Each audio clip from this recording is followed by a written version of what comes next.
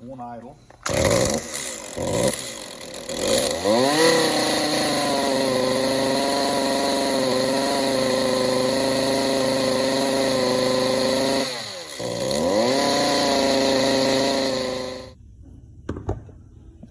Let's just check that spark arrestor screen.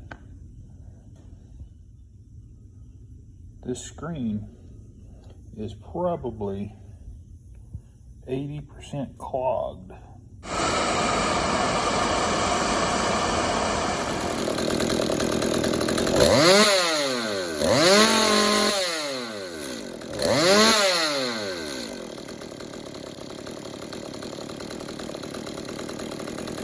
Just wanted to make this quick little video for you. If you got a 2-cycle engine that doesn't want to idle, or even if it idles but won't rev up, 9 times out of 10 it's going to be a clogged exhaust.